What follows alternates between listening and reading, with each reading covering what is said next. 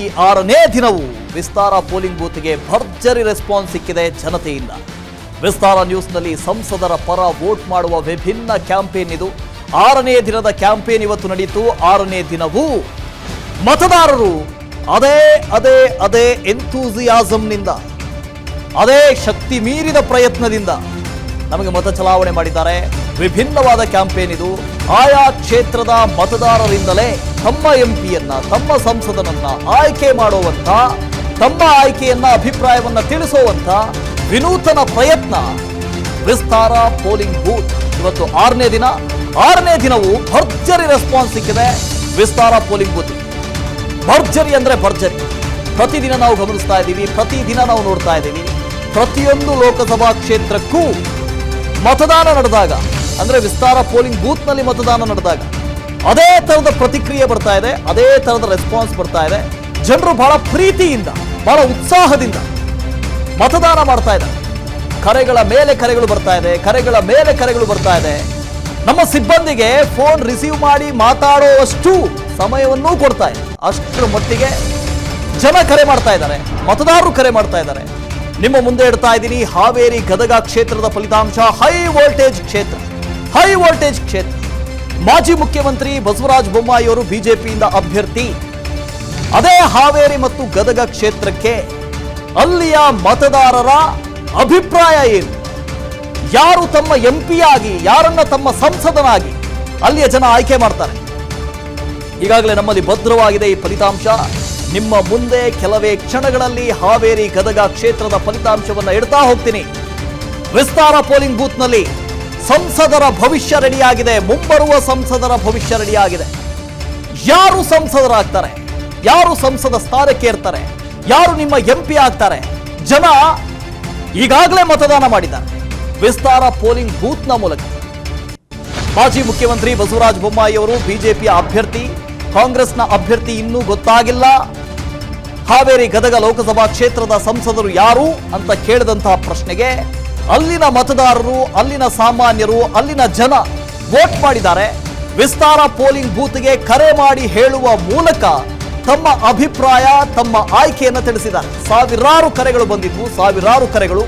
ವಿಸ್ತಾರ polling booth ನಲ್ಲಿ ಒಟ್ಟು ನಾವು ಸ್ವೀಕಾರ ಮಾಡಿದಂತಹ ಕರೆಗಳು, ಒಟ್ಟು ಕರೆಗಳು 7,000 ಚಿಲ್ಲರೆಯಷ್ಟು ಕರೆಗಳು. 7,000 ಲೆಕ್ಕ ಹಾಕಿ. 7,000 ಪ್ರತಿಯೊಂದು ಲೋಕಸಭಾ ಕ್ಷೇತ್ರದಿಂದಲೂ ನಮಗೆ ಬಂದಂತಹ ಕರೆಗಳು ಅಷ್ಟೇ ಪ್ರಮಾಣದಲ್ಲಿದೆ. ಅಷ್ಟೇ ಪ್ರಮಾಣದಲ್ಲಿ 7,000, 8,000, 9,000, 10,000 ಪ್ರತಿನಿತ್ಯ ನಾವು ಕರೆಯನ್ನ ಸ್ವೀಕಾರ ಮಾಡಿ ಅವ್ರ ಹತ್ರ ನಿಮ್ಮ ಆಯ್ಕೆ ಏನು, ಯಾರನ್ನ ನೀವು ಎಂಪಿ ಆಗಿ ಮಾಡ್ತೀರಿ, ಯಾರನ್ನ ಎಂಪಿ ಆಗೋದಕ್ಕೆ ಬಯಸ್ತೀರಿ ಅಂತ ನಾವು ಕೇಳ್ತಾ ಇದ್ವಿ. ಇವತ್ತು ಭರ್ಜರಿಯಾಗಿ ರೆಸ್ಪಾನ್ಸ್ ಸಿಕ್ಕಿದೆ, ಭರ್ಜರಿಯಾಗಿ ರೆಸ್ಪಾನ್ಸ್. ಅಭ್ಯರ್ಥಿಗಳು ಯಾರು ನೀವು ಗಮನಿಸ್ತಾ ಇದ್ದೀರಿ.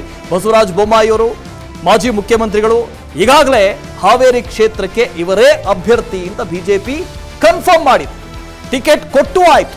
ಮಾಜಿ ಮುಖ್ಯಮಂತ್ರಿಗಳು ಬಸವರಾಜ ಬೊಮ್ಮಾಯಿ ಈ ಬಾರಿ ರಾಜ್ಯದಿಂದ ಕೇಂದ್ರಕ್ಕೆ ಹೋಗ್ತಾ ಇದ್ದಾರೆ. ಅವರಿಗೆ ಒಂದು ಪ್ರಮೋಷನ್ ಕೊಡಲಾಗಿದೆ. ಹೋಗ್ತಾರ ಇಲ್ವೋ ಆ ನಂತರ, ಚುನಾವಣೆಯ ನಂತರ ಗೊತ್ತಾಗಬೇಕು. ಈಗ ಅಭ್ಯರ್ಥಿ ಅಂತೂ ಬಿಜೆಪಿಯಿಂದ ಪಕ್ಕಾ ಆಗಿದೆ, ಅದು ಬಸವರಾಜ ಬೊಮ್ಮಾಯಿ ಅವರು. ಇನ್ನು ಕಾಂಗ್ರೆಸ್ನಿಂದ ಯಾರು? ಆನಂದ ಸ್ವಾಮಿ ಗಡ್ಡದೇವರ ಮಠ. ಇವರಿಗೂ ಕೂಡ ಈಗಾಗಲೇ ಕಾಂಗ್ರೆಸ್ ತನ್ನ ಅಭ್ಯರ್ಥಿ ಅಂತ ಹೇಳಿ ಘೋಷಣೆ ಮಾಡಾಯ್ತು, ಟಿಕೆಟ್ ಕೊಟ್ಟಾಯ್ತು. ಹಾಗಾಗಿ ಇಲ್ಲಿ ಆಕಾಂಕ್ಷಿಗಳು ಅಂತ ಬರೋದೇ ಇಲ್ಲ. ಇಬ್ರು ಅಭ್ಯರ್ಥಿಗಳು, ಬಿಜೆಪಿಯಿಂದ ಬಸವರಾಜ ಬೊಮ್ಮಾಯಿ ಅವರು, ಕಾಂಗ್ರೆಸ್ನಿಂದ ಆನಂದ ಸ್ವಾಮಿ ಗಡ್ಡದೇವರ ಮಠ.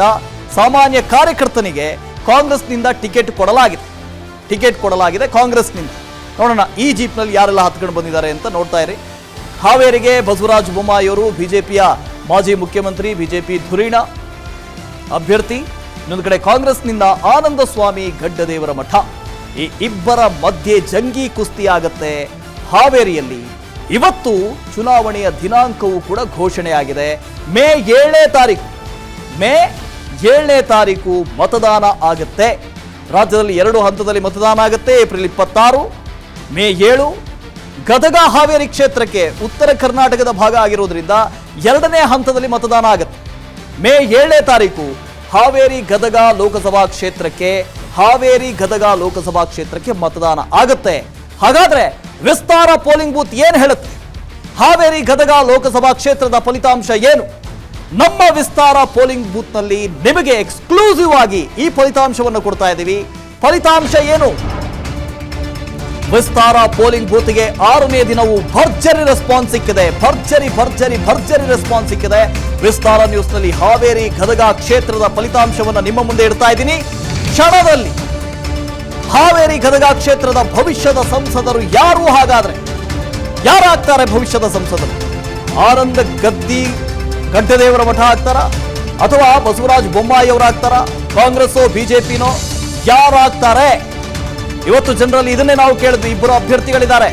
ಮಾಜಿ ಮುಖ್ಯಮಂತ್ರಿ ಬಸವರಾಜ ಬೊಮ್ಮಾಯಿ ಬಿಜೆಪಿಯಿಂದ ಸ್ಪರ್ಧೆ ಮಾಡ್ತಾ ಇದ್ದಾರೆ, ಗಡ್ಡದೇವರ ಮಠ ಕಾಂಗ್ರೆಸ್ನಿಂದ ಸ್ಪರ್ಧೆ ಮಾಡ್ತಾ ಇದ್ದಾರೆ. ಯಾರು ನಿಮ್ಮ ಆಯ್ಕೆ ಅಂತ ನಾವು ಕೇಳಿದ್ವಿ. ಯಾರು ನಿಮ್ಮ ಆಯ್ಕೆ? ಇದೇ ಪ್ರಶ್ನೆಯನ್ನು ನಾವು ಕೇಳಿದ್ದು. ಭರ್ಜರಿಯಾಗಿ ರೆಸ್ಪಾನ್ಸ್ ಬಂದಿದೆ. ಭರ್ಜರಿಯಾಗಿ ಹಾವೇರಿ ಗದಗ ಕ್ಷೇತ್ರದ ಭವಿಷ್ಯದ ಅನುಕ್ಷಣದ ಸುದ್ದಿಗಳಿಗಾಗಿ ವಿಸ್ತಾರ ನ್ಯೂಸ್ ಯೂಟ್ಯೂಬ್ ಚಾನೆಲ್ ಸಬ್ಸ್ಕ್ರೈಬ್ ಮಾಡಿ. ಹೊಸ ಸುದ್ದಿಗಳ ನೋಟಿಫಿಕೇಶನ್ಗಾಗಿ ಬೆಲ್ ಐಕಾನ್ ಕ್ಲಿಕ್ ಮಾಡಿ.